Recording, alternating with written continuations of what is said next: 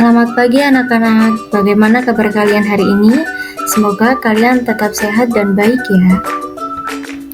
Hari ini Ibu akan menyampaikan materi yang bertema mengembangkan konsep sejarah untuk mengkaji peristiwa sejarah. Simak baik-baik ya. Yang pertama, saya akan menyampaikan konsep waktu dalam sejarah. Konsep waktu memiliki dua makna, denotatif yang merujuk pada unit pengukuran seperti detik dan tahun, serta konotatif yang menggambarkan waktu sebagai suatu konsep. Waktu berkaitan erat dengan ruang, yaitu lokasi peristiwa dan manusia sebagai pelaku dalam peristiwa sejarah. Ketiga elemen ini, waktu, ruang, dan manusia, merupakan kesatuan penting dalam memahami peristiwa dan perubahan. Setiap peristiwa dapat dianalisis melalui dimensi waktu, ruang, dan manusia dengan harapan bahwa peristiwa tersebut mendorong perubahan positif. Kesadaran akan waktu yang terus berjalan memungkinkan manusia untuk belajar dari pengalaman dan beradaptasi menuju perbaikan. Yang selanjutnya ada 4 konsep waktu dalam sejarah. Yang pertama, perkembangan. Masyarakat bertransisi dari bentuk sederhana ke bentuk yang lebih kompleks, seperti perkembangan sistem demokrasi di Indonesia yang mencerminkan pembelajaran dari sejarah. Yang kedua, pengulangan. Peristiwa sejarah dapat terulang, seperti aksi mahasiswa yang menyebabkan jatuhnya Presiden Soeharto dan Presiden Soekarno pada saat itu, yang menandakan bahwa pola peristiwa dapat terulang meskipun dalam konteks yang berbeda.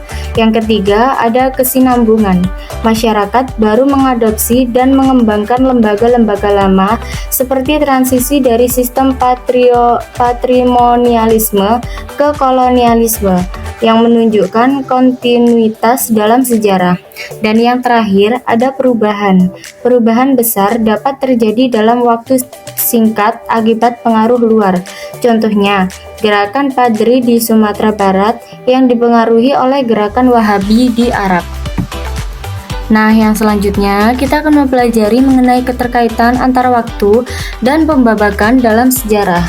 Keterkaitan antara waktu dan pembabakan dalam sejarah sangat penting, karena meskipun sejarah berkaitan dengan masa lalu, ia tetap berkesinambungan dengan masa kini dan masa depan.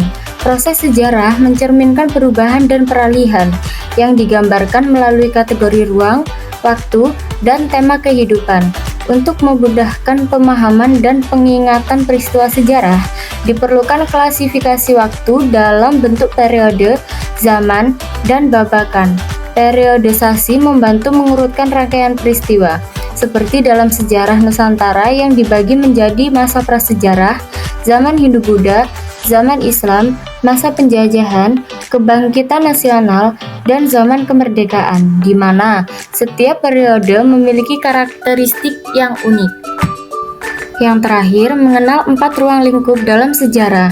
Sejarah sebagai ilmu, menggambarkan sejarah sebagai ilmu pengetahuan yang mempelajari peristiwa yang benar-benar terjadi, didukung oleh data dan sumber yang valid, serta diajarkan di sekolah dan perguruan tinggi.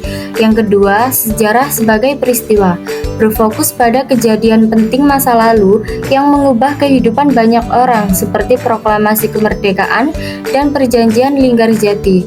Yang ketiga, sejarah sebagai kisah, menyajikan rangkaian cerita atau narasi tentang peristiwa sejarah, biasanya ditulis oleh individu yang memiliki keahlian dalam mengumpulkan dan menuliskan fakta sejarah. Dan yang terakhir, sejarah sebagai seni, yang menunjukkan bahwa peristiwa sejarah dapat diinterpretasikan dalam bentuk karya sastra, seperti drama atau film yang menggambarkan perjuangan bangsa. Nah, itu tadi pemaparan materi yang bisa saya sampaikan pada hari ini. Kurang lebihnya mohon maaf. Terima kasih atas perhatiannya.